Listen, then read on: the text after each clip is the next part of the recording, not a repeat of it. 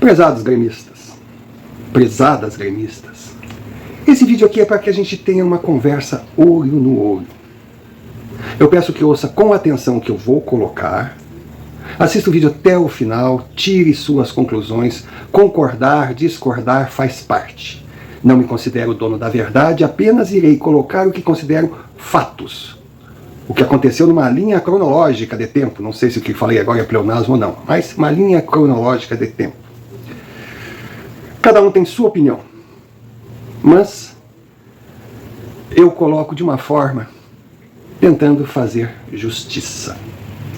É claro que colorados vão entrar, muitos nem assistirão o vídeo pelo título, começarão a falar um monte de besteira, aquelas besteiras, tri rebaixado, BBB, arerê, Grêmio não tem estádio, Grêmio não tem mundial, Grêmio tá falido, a gente sabe, mas isso aí a gente ignora, porque coitados, né? Os coitados estão desesperados diante de tantos fiascos, diante do choque de realidade. Aos poucos eles estão vendo aquela verdade que sempre tentaram negar, do que se tornou o seu clube, quebrado, sem time, sem título. Então eles fazem de tudo para quê? Para tentar destruir o Grêmio, porque eles acham que se desmoralizarem o rival, irão crescer e ficará tudo nivelado por baixo, mas isso aí, bom, isso é outro assunto também, eu não quero me alongar. Então o que eu quero aqui hoje é falar de Romildo Bolzan Júnior. Vocês lembram da resposta de Cristo a Pilatos, quando Pilatos mostrou a moeda e perguntou a quem pertence? Porque, relembrando um pouco a história, Roma invadiu a terra dos judeus. Só que César era muito inteligente. Então ele colocava o seu governo, o seu poder, mas mantinha o poder local. Então era assim, o povo devia, teoricamente, quem mandava era César, mas na teoria, o povo era comandado pelo poder local, que era o Sinédrio, um conselho de anciãos, ou anciões, não sei como se fala, e o Sinédrio prestava conta a Pilatos, que prestava contas a Roma, a César. Era uma cadeia de poder. Então Cristo, quando entrou, falando que era o rei dos judeus, falando aquelas palavras de liberdade, ele foi visto como um subversivo. E aí então, diante de uma plateia gigantesca, o Pilatos armou, mostrou a moeda com a cara de César e perguntou a quem pertence essa moeda. Se Cristo falasse a César, estaria passando por cima do Sinédrio. Se falasse ao Sinédrio, estaria não reconhecendo o poder de César. O que ele falou? Ele falou: dê a César o que é de César e a Deus o que é de Deus. Então o que eu quero aqui agora é que no final, concordando ou discordando de mim, todos pensem e deem a Bolzan o que é de Bolzan. Que confirmem dentro de si todos os erros cometidos por ex-presidente, mas também reconheçam os acertos e a situação, o Grêmio da época. Que quem gosta de história, e Bolzan já se tornou uma história no Grêmio, não pode nunca descartar o que acontecia no tempo vivido, para não incorrer em erros. Erros esses que acabam dando origem a grandes injustiças. Eu não sei se é uma característica, um defeito ou é um erro de fabricação do ser humano, mas a gente tem uma tendência para o melodrama. A gente tem uma tendência de supervalorizar o sofrimento negativo, a derrota, do que valorizar o lado bom. É aquela coisa, né? Que parece que a metade do copo boa é água choca. A metade do copo ruim é o uísque escocês, é vinho chileno, é o champanhe. Quando acontece uma coisa boa, nossa, a gente desfruta, a gente curte, a gente até sente uma certa saudade. Agora, quando acontece uma coisa ruim, a gente se debruça no desespero, naquela coisa de eu quero sofrer, eu me odeio e fica ali batendo. A gente só enxerga o ruim. Então, nesse vídeo, eu quero separar o uísque da água choca, ou quero transformar o copo naquilo que ele realmente é. Metade cheio, metade vazio. E entender os dois lados. Outro problema da história é a memória curta e as versões, as traduções que vão surgindo com o tempo ela é contada de formas diferentes. E detalhes que devem ser sempre prioridade são colocados de lado. E sem esses detalhes, tudo que se fala de forma equivocada acaba tendo sentido. Então o Bolzan, ele define, a sua passagem como presidente, define exatamente essa tendência do lembrar daquilo que a gente quer lembrar e esquecer por completo a situação que a coisa aconteceu. Então vejamos, que Grêmio Bolzan herdou? Dentro de campo, 15 anos sem nada ganhar fora do Rio Grande do Sul, com pouquíssimas conquistas dentro do estado, sendo um freguês nos clássicos grenais, com a torcida sofrendo as maiores humilhações, derrotas em cima de derrotas, zoações de colorados, sem poder dizer nada.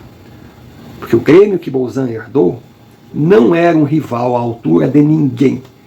Era um simples coadjuvante de competições nacionais, internacionais, estaduais. Era o protótipo do derrotado. Protótipo esse que hoje vemos o Internacional se tornando. Fora de campo a situação estava pior ainda. Oddone, que era o presidente na época, que herdou um Grêmio mal financeiramente, fez de tudo para piorar a situação. Não dá para entender Oddone. Tudo que Oddone fazia, negócios maravilhosos, mirabolantes, gigantescos, que todo mundo ganhava. Menos o Grêmio. Pois é, menos o Grêmio. E Oddone se lançou na aventura Arena, o novo estádio. Eu não vou entrar no mérito se deveria fazer, se não deveria, se deveria reformar o Olímpico, é outra história. Mas o contrato que Oddone aceitou foi para suicidar o Grêmio.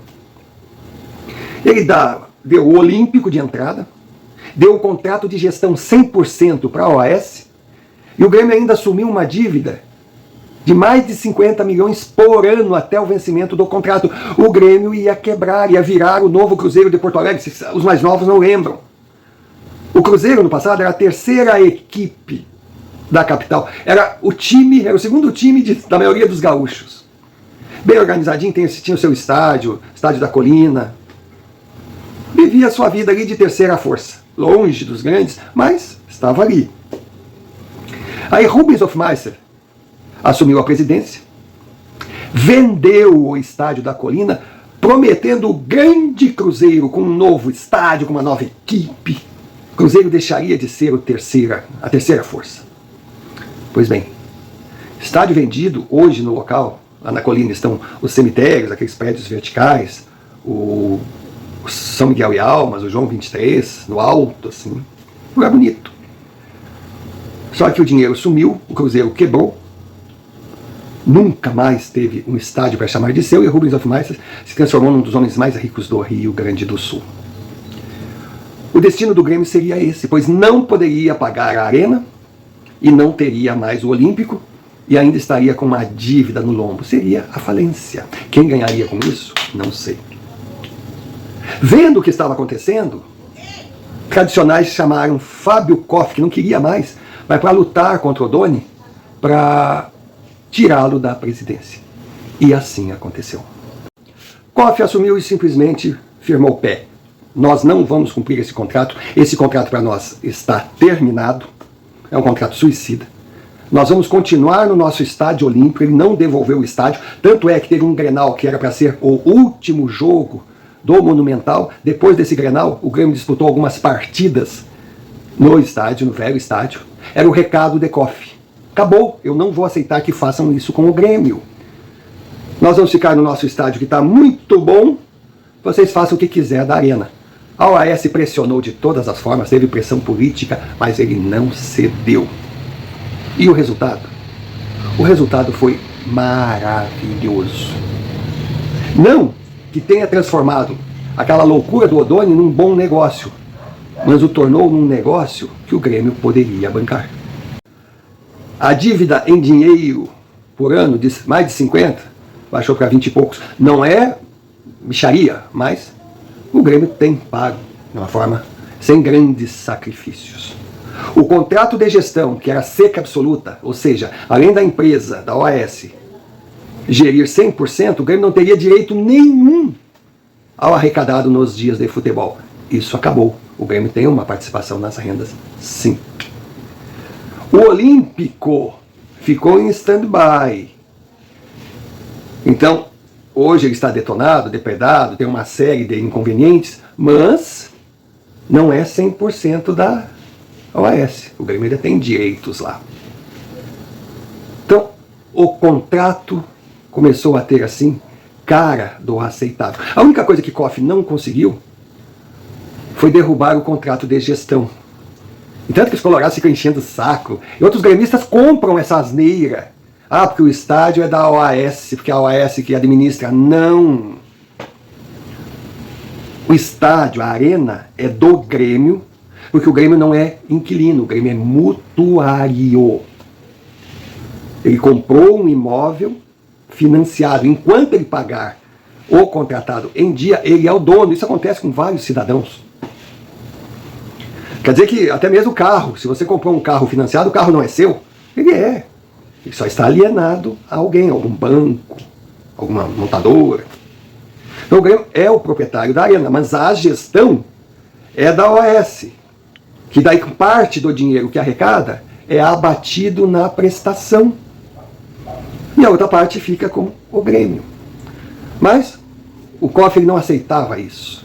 Ele queria comprar a arena. Queria comprar o direito de administrar a arena, que foi cedido pelo Odoni numa decisão suicida. Se ele fizesse assim um contrato de gestão meio a meio, como fez o Internacional, que hoje o Internacional também tem um contrato de gestão com o Andrade Gutierrez. Só que a Andrade Gutierrez, ela tem o poder sobre uma parcela do estádio, por exemplo, algumas cadeiras, o estacionamento, algumas lojas. Agora o Doni não, o Doni deu a gestão toda, então o Colorado fica, eu ganhei inquilino, não dá nem para pensar uma ignorância dessa. E o pior é que eles sabem que não é, e ficam repetindo essa palhaçada porque chamam isso de zoar, eles acham que irritam, kkkk, ai, sentiram o golpe, que nada, a gente deixa pra lá porque ninguém quer ficar aturando chato, repetindo a mesma piadinha. Mas como o COF não conseguiu comprar, como ele não queria outro mandato, ele tinha que colocar alguém de confiança para gerir o estádio, para ser o presidente do Grêmio. E esse homem foi Bolzan, Romildo Bolzan Júnior, que aceitou, mas deixou claro, não entende de futebol. Ele não estava entrando para ganhar títulos, e sim para pagar títulos. E acabar com o outro drama que vivia o Grêmio na época, uma dívida absurda. E assim ele entrou sem fazer promessas. E isso 90% dos gremistas esqueceram. Que ele assumiu um clube quebrado, que estava conseguindo sair de um contrato suicida, que tinha um elenco pobre, que não tinha dinheiro para contratar e que vinha de anos de seca. Esse foi o Grêmio que o Romildo Bolzan recebeu. Então guardem essa imagem, pois no final nós veremos o Grêmio que Romildo Bolzan entregou. Depois desse ponto inicial, ponto e final, lógico, teve o meio termo, cercado de erros e acertos, mas o que vale é a entrada e a chegada.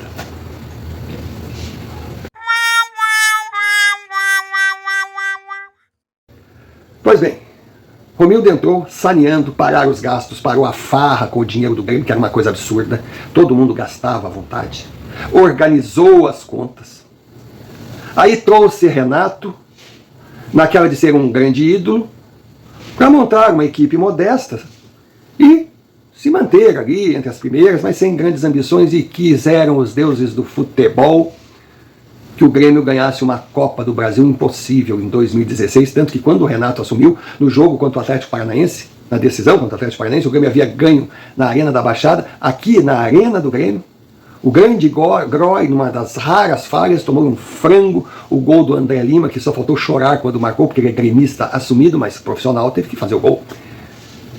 Aí fomos para os pênaltis, e na última cobrança, se o Atlético Paranaense fizesse, estaríamos eliminados, mais um ano de fila. O Everton, que havia defendido o pênalti, foi bater o último, e Groy se redimiu, fez um milagre. pegou aquela cobrança que foi muito bem feita pelo goleiro do Atlético.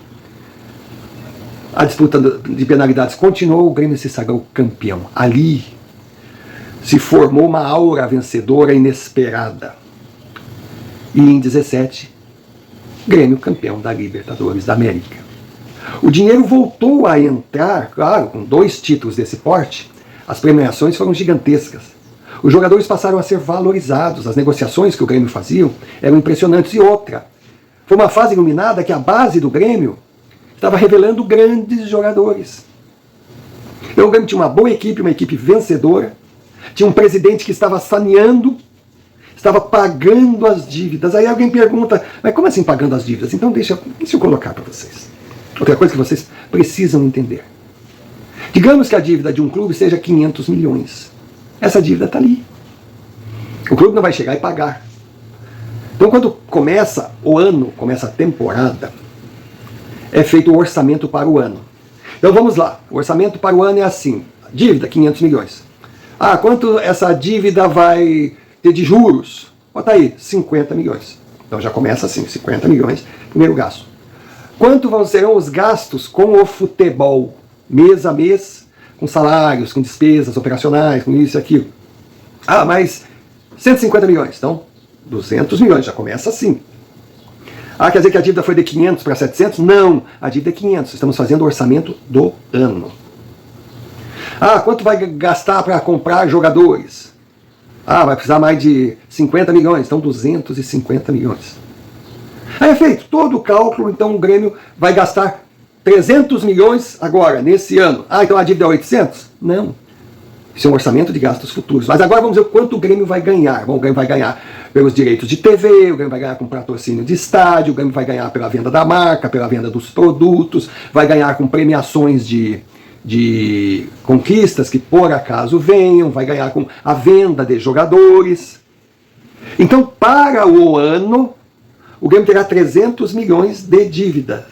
O que ele faturar a menos que isso no final do ano será acrescido aos 500 milhões. Ou seja, ele entrou o ano devendo 500. Aí teve 300 de despesa, ganhou só 250, então o próximo ano já começa com 550. Opa, essa dívida está aumentando. Mas não foi o que aconteceu na gestão Bolzan. A dívida do Grêmio era 500 milhões, ele tinha que gastar 300, ele gastou os 300, faturou 380. Opa, 80 milhões de superávit.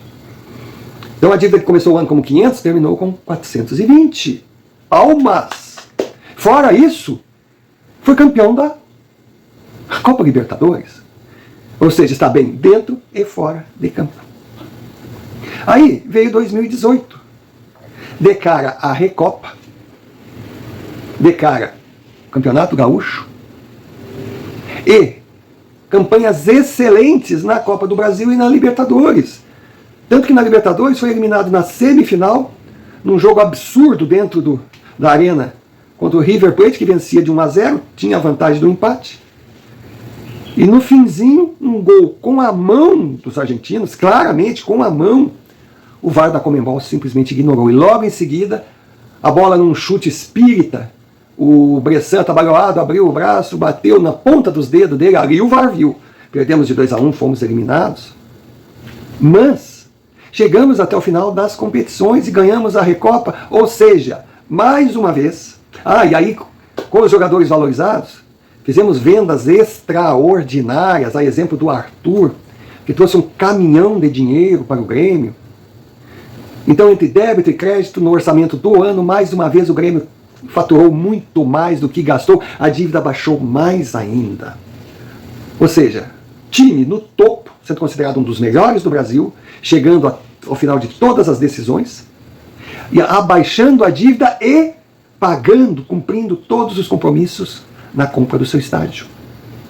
Esse foi Bolzan, que pegou um Grêmio quebrado, sem título, 16, 17, 18, levou o Grêmio a ser respeitado como o grande clube e o grande time. Aí veio 2019. Acredito eu que Bolzan cometeu o seu erro aí. Estava na hora de fazer o mesmo que fez Fábio Koff, escolher um sucessor de confiança e não seguir mais. Não, ele se manteve. E aos poucos, o fato de Bolzan se manter começou a abrir uma brecha, porque quando ele assumiu, porque o Grêmio era assim uma briga política, todo mundo queria morder, eram vários partidos, várias correntes, e ele simplesmente falou e disse, olha, eu vou assumir, eu vou tentar, mas tem que acabar essa briga. Então houve um pacto entre inimigos, que ali não são nem adversários.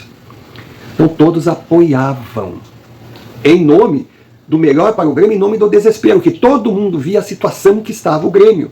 Então era Bolzan ter sucesso ou o Grêmio ia fechar as portas. Só que o dinheiro voltou, a estabilidade voltou, aí essas correntes já começaram a crescer o olho, cada um queria abocanhar. As regras do Grêmio dão direito apenas a uma reeleição. Então o Bolzan, quando terminou seu segundo mandato, ele sairia. Pois disseram para ele continuar, mudaram as regras para ele ficar, ele não poderia ter aceito, porque ali os opositores disseram, porra, eles vão ficar aqui a vida toda e para nós não vai sobrar nada. Dividiu de novo. Então a política do Grêmio, no terceiro mandato, voltou a ser aquela nojeira. E essa política, claro, que ia bater no vestiário. Renato continuava sendo o técnico e o homem de confiança de Bolzan. Então ele blindou o vestiário. Aqui não. Aqui político não entra. Nos meus jogadores ninguém toca. Foi sensacional o que ele fez. Porém, ao fazer isso, ele criou uma super proteção e acabou criando em paralelo, um efeito colateral, um clubinho de amigos. Os jogadores se achavam, aí não treinavam, aí iam para a noite. E Renato deixava correr porque eles estavam vencendo. Então, o que eles vão fazer da vida deles? Não interessa. Mas chegou uma hora que o time parou de vencer. E o grande recado foi uma goleada vergonhosa que tomou do Flamengo em 19. Ali, Renato era para sair. Ali, Bolzan tinha que entender que acabou o ciclo, mas continuou. E começaram os erros. Os erros dentro de campo e os erros políticos. Mas na questão econômica, ele seguia na mesma toada, baixando a dívida. Que se formos pensar, foi o que ele prometeu fazer. Aí ele tinha o dinheiro para comprar o contrato de gestão, porém, o que muita gente ou não sabe, ou não quer dar o devido valor, a OAS fez um contrato com a prefeitura, o governo estadual, para conseguir o terreno onde construiu a arena, de fazer obras no entorno, obras caras. E não cumpriu. Então, Bolzan percebeu que se comprasse a gestão, ele assumiria o compromisso da construtora e teria que fazer as obras no entorno do estádio. Isso, mais uma vez, quebraria o Grêmio. Fora isso, estava vindo a pandemia. Meu Deus, ele compraria uma gestão de um elefante branco, que não daria renda nenhuma, porque o público não iria aos estádios, e ainda teria que fazer todo o entorno. Isso seria um suicídio. É claro que ele não comprou. Ele manteve o dinheiro em caixa. E com esse dinheiro, em 2021, no papel, ele fez o que todo gremista que cobrava dele. Montou um grande time no papel, porque hoje o gremista fala, só um merda desses traz Douglas Costa. Só que quando o Douglas Costa veio, os que hoje criticam, os engenheiros de obra pronta, batiam palma. Rafinha, nossa, grande contratação, chegou aqui, botava um tapete para ele passar. Só que esses jogadores que chegaram não deram liga, porque não formaram um time. Encontraram um vestiário que era um clubinho, eles eram estrelas. O Rafinha só queria tocar pagode, o Douglas Costa só pensava na noivinha dele, queria casar todos os dias para ter uma lua de mel eterna. O vestiário virou uma bagunça, o Renato Portaluppi saiu, os jogadores que estavam lá não aceitavam ninguém que quisesse mudar o ritmo. Felipão entrou, tentou botar ordem, foi fritado. Aí veio o Wagner Mancini, que era um bunda mole, que todos faziam o que queriam dele. Aí viveram em paz, só que dentro de campo nada acontecia, resultado, Grêmio rebaixado. E nessa de Grêmio rebaixado, caiu 180 milhões o faturamento. E mesmo assim, o clube não entrou num caos financeiro. A dívida voltou a subir, voltou, mas para patamares abaixo do que estava quando Bolzan assumiu, isso não considerando a inflação. Então, bem mais abaixo. A dívida do Grêmio hoje voltou ao patamar dos 400 milhões. A do Internacional é mais de 1 bi. Graças ao quê? As finanças estabilizadas. E agora entrou Alberto Guerra. E Alberto Guerra mostra também ser um cara consciente, que quer montar um bom time, mas não quer descuidar do lado financeiro do clube. Então, resumindo, foi esse o mandato, foram os 3 mandatos de Bolzan. Pegou o Grêmio, digamos assim, a 10%, levou o Grêmio a 70%, e quando saiu, entregou o Grêmio a 40%. Ou seja, ele fez sim o Grêmio crescer, ele tirou o Grêmio do buraco. Ah, mas foi para a 2ª divisão! Foi. Mas em compensação, deu títulos que o Grêmio não tinha e pagou as dívidas que o Grêmio não conseguia pagar e salvou o Grêmio de um contrato suicida. Então, com certeza, no final desse vídeo, eu peço que façam o balanço.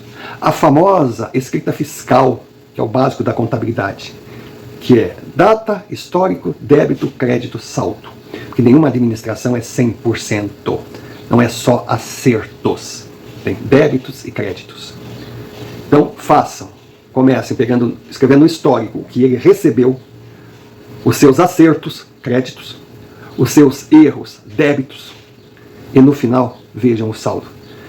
Se você chegar à conclusão que foi positivo, que não há outra conclusão que se possa chegar, então verá o quanto esse homem está sendo injustiçado por torcedores que estão querendo dizer que ele foi o culpado pelo rebaixamento. Se foi, ele também foi o culpado pelo Grêmio sair do fundo do poço. Aí ele é o culpado pelas dívidas atuais do Grêmio. Se ele é o culpado pelas dívidas atuais do Grêmio, parabéns para ele, que são bem menores de quando ele assumiu, mesmo tendo o clube sido rebaixado. Então, gremistada, por favor, pense, olhem a panorâmica, não vejam fatos isolados, façam a sua escrita fiscal. E outra coisa, entendam o que está acontecendo com o Grêmio, porque os colorados estão repetindo sempre as mesmas flautas burras com relação a estádio, com relação a uma série de coisas, que tem gremista mal informado que está até comprando como verdade. E não é por aí. Então, muito obrigado. Fique com Deus, Deus abençoe vocês e vamos seguir torcendo pelo Grêmio. Porque hoje, se não temos o time dos sonhos, temos o time prometido, dentro do que o clube pode pagar e com força para fazer aquilo que se espera deles. Chegar ali entre os 8 do Brasileirão e ir o mais longe possível na Copa do Brasil. Não mais que isso, porque estamos indo numa 2ª divisão e milagres não acontecem. Estamos numa fase de reconstrução.